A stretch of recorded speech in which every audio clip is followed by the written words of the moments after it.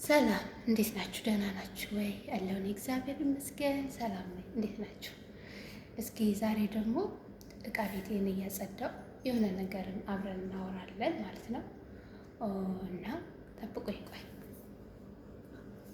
የማናወራበት ጉዳይ ሁላችንንም ያው የታወቀ ነው። ማዳም ቅመሞች አብሶ ምግብ የምንሰራ ልጆች ማለት ነው እና እኔ ጭንቅ ጥብብ የሚለኝ ማለት ነው እቃ ሲያልቅ እንደኔ የሚጨነቅ ሰው አለ? በጌታ እንደኔ የሚጨነቅ ሰው አለ ወይ? እቃ ሲያልቅ እቃ አለቀ ብሎ መናገር።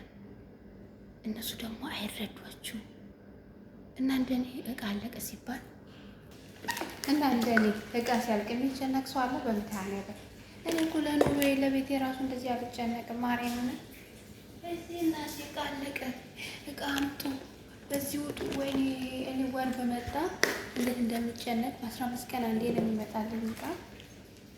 እኔ ለቤቴ ራሱ እንደዚህ አልቆጥብም። እቃ አለቀ ማለት ነው። እንደኔ የምትሆኑ አላችሁ ግን እኔ በጣም እየተጨነቅኩ ነው በእቃ በማለቅ። እቃ አለቀ ብዬ ለመናገር እንዴት እንደምሳቀቅ ጌታን እንዴት እንደምሳቀቅ ለምን እንደሆነ አላውቅም።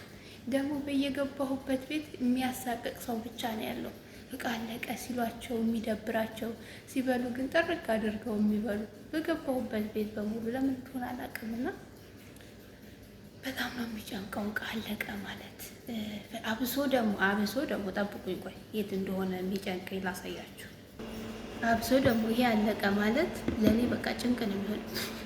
ፌሪ አለቀ ማለት ለእኔ ጭንቅ እና ፌሪ አለቀ ማለት ኮተታ አለቀ ማለት ይሄን አምጡ ማለት ደግሞ አምጡ ሲባሉ በትክክል እቃውን እንኳን አያመጡም። የሚያስፈልገውን ለእቃ ቤት የሚያስፈልገውን ያው እቃ ቤት የሚሰራ ሰው ያውቀዋል። በእርግጥ ምን እንደሚያስፈልግ ምን እንዳለቀ ምናምን ያውቃል። ግን እነሱ ደግሞ ያን ደግሞ በትክክል ነገር ሳያመጡ ሲቀሩ እንዴት እንደምበሳጭ እቃው ሲያልቅ ስበሳጭ ወይ እግዚአብሔር አምላክ እና እንደኔ የሆናችሁ አላችሁ ወይ? እቃ አለቀ ማለት የሚያሳቅቃችሁ እነሱ ለሚገዙት እኛ የምንሳቀቅ ለምንድን ነው ግን?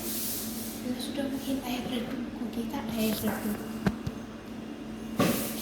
እና እንደዚህ የሆናችሁ አላችሁ ወይ?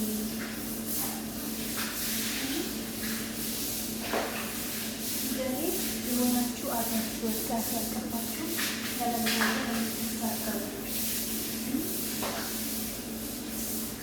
ለመናገር የምትሳቀቁ አላችሁ። እንደኔ እቃ ሲያልቅ እንዶ ባላለቀ የምትሉበት ቀን የለም። ጌታ እኔ የማልሳቀቀው አለቀ የማልለው የልብስ ሳሙና ብቻ ነው። የልብስ ነገር ስለማይመለከተኝ በሱ አልጨናነቅም። ግን እቃ ቤት ባለ ጉዳይ ጌታ እንዴት እንደምጨናነቅ ጌታ ምስክሬ ነው። በቃ ባላለቀ ብዬ ነው ተነበለው ነው አላከበር።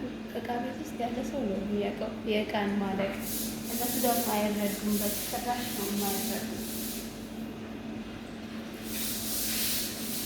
ይህንን ለማለት ነው። እሱሴ እቃ ቤት የሚተፈታው ነው። በሁለት ቀን አንዴ አጣጥባለሁ። እቃ ቤት ግዴታ ነው እና ሀሳብ አስተያየታችሁን ስጡኝ። እንደኔ የምትሳቀቁ ካላችሁ